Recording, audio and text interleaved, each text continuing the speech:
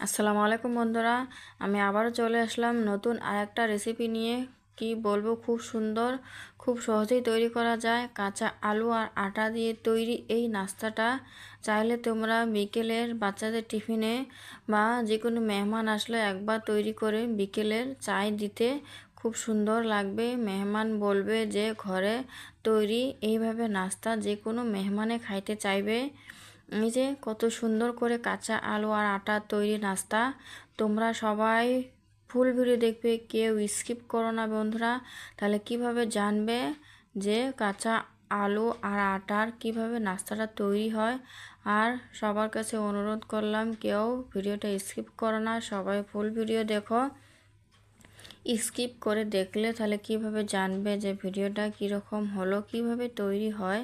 তোমরা সবাই full video দেখতে থাকো বন্ধুরা, সবার কাছে অনুরোধ। আর তোমরা সবাই আমার পাশে থেকো, আমি সবার পাশে আছি। এই যে আলুটা দেখো কত সুন্দর করে ধুয়ে পরিষ্কার করে নিয়েছি। কাঁচা আলুটা সরি বন্ধুরা, আলুটা খুব সুন্দর করে কেটে নিয়েছি। এখন এটা আমি ভালো করে ধোবো।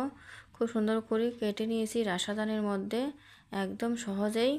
এই যে দেখো খুব সুন্দর করে ধুয়ে নিয়েছি, পরিষ্কার করে জল ঝরে নিয়েছি। এখন আমি এটা কিভাবে কি করব, তোমরা সবাই সম্পূর্ণ ভিডিওটা দেখতে থাকো, কেউ স্কিপ করো না। আর লাইক কমেন্ট দিয়ে সবাই দেখো, কেউ লাইক করা ভুলো না। এখন এই যে আমি কড়ার মধ্যে তেল দিয়েছি, দেখতে পারছো, সরিষার তেল, বেশি দেই নাই, জাস্ট একটু। এই যে এখন একটা পেঁয়াজ, দুটো কাঁচা লঙ্কা, এখন এগুলো একটু ভেজে নিচ্ছি। এই যখন কাঁচা পেঁয়াজ আর মরিচ ভাজবে তখন তেলটা একটু কমিয়ে দিলে বেশি ভালো হয়। পরে তেলের মধ্যে ভাজা হয় তো ওই জন্য তেলটা অত লাগবে না এই আলু ভাজাটার মধ্যে। এই যে আমি দেখতে পারছো ভালো করে নাড়াচাড়া করে নিলাম। এখানে আছে জিরার গুঁড়ো, হলুদ গুঁড়ো, মশলার গুঁড়ো, কাশ্মীরি লঙ্কার গুঁড়ো, লবণ। এগুলো আমি এখন দিয়ে দেব। সবগুলো উপকরণ পরিমাণ মতো নিয়েছি। এখন এই যে সবগুলো আমি ঢেলে দিলাম আলু ভাজার মধ্যে। এই যে এখন এটা দিয়ে ভালো করে নেড়ে চেড়ে নিচ্ছি। খুব সুন্দর করে কিছুক্ষণ ভেজে নেব আমি আলুটা। তোমরা দেখতে থাকো কিভাবে ভেজে নিই আমি, তাহলে সবাই জানবে যে কতটা টেস্টি একটা নাস্তা রেসিপি। কাঁচা আলুর নাস্তা, কাঁচা আলুর আটা সবার ঘরে ঘরে থাকে।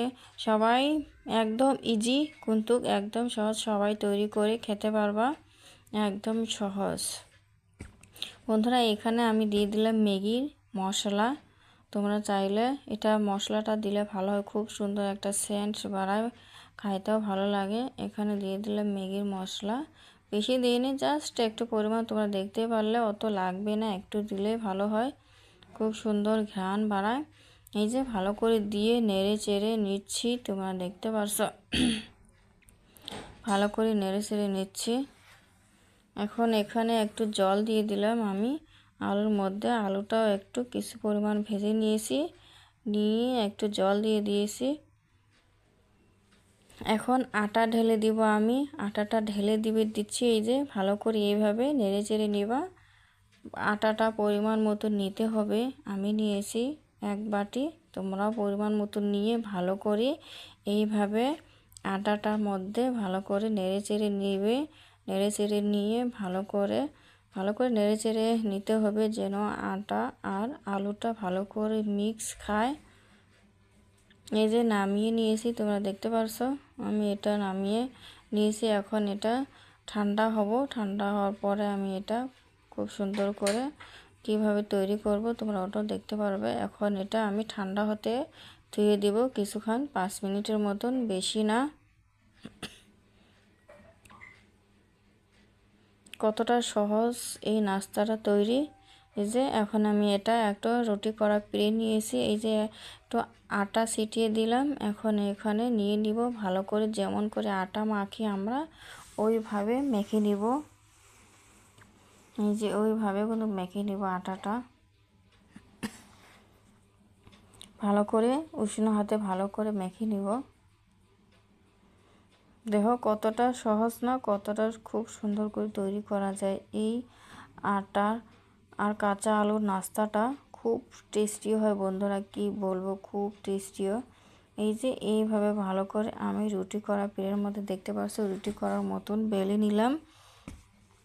এটা বেশি পাতলা করা লাগবে না, বেশি ভারীও হবে না, একটু ভারী হলেও কোনো অসুবিধা নাই। বেশি পাতলা করলে ভেঙে যেতে পারবে, তার জন্য একটু ভারী ভারী থাকবে। এটা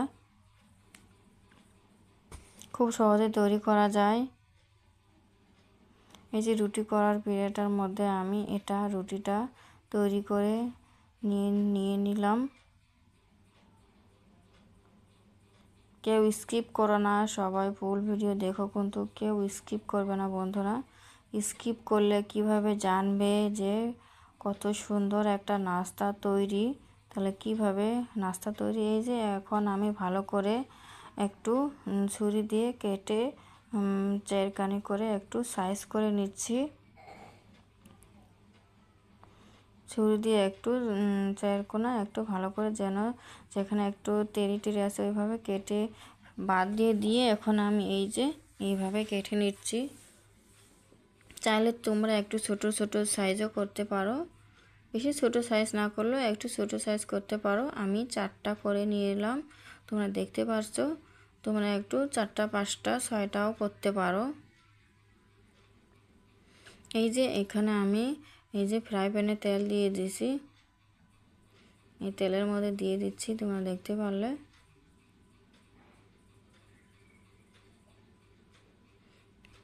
বন্ধুরা আমার এই ফ্রাই প্যানে দুটা দিতে একটু অসুবিধা হয়েছিল, যেন ভালো করে এটার মধ্যে জায়গা হয়েছিল না। একটা দিয়ে ভাজলে বেশি ভালো হবে। এগুলো আমারগুলো একটু বড় সাইজ, তার জন্য একটা দিয়ে ভাজলে জিনিসটা ভাজতে একটু সুবিধা হয়। এই যে তেলের মধ্যে দিয়ে দিচ্ছি, এখন কিছু পরিমাণ হাতে সময় রেখে ভালো করে লাল লাল করে, এই যে লাল লাল করে দেখো কত সুন্দর করে ভেজে নিচ্ছি। কি বলবো, এতটা মুচমুচে আর ভিতরে নরম, খুব টেস্টি হয় এই খাবারটা। এই নাস্তাটা এতটা সহজভাবে তৈরি করা যায়, তোমরা এই ভিডিওটা না দেখলে বুঝতে পারবে না কতটা সহজেই তৈরি হয় এই নাস্তাটা। এই দেখো নামিয়ে নিয়েছি, একদম লাল লাল হয়েছে না, মুসমুসে, কি বলবো, খুব টেস্টি একটা খাবার। কাঁচা আলু আর আটার নাস্তা তোমরা চাইলে সবাই বাড়িতে তৈরি করে দেখতে পারো বন্ধুরা। কি বলবো, অসাধারণ অসাধারণ টেস্ট হয়েছে এই নাস্তাটা। একবার হলো তোমরা বাড়িতে ট্রাই করে দেখতে পারো।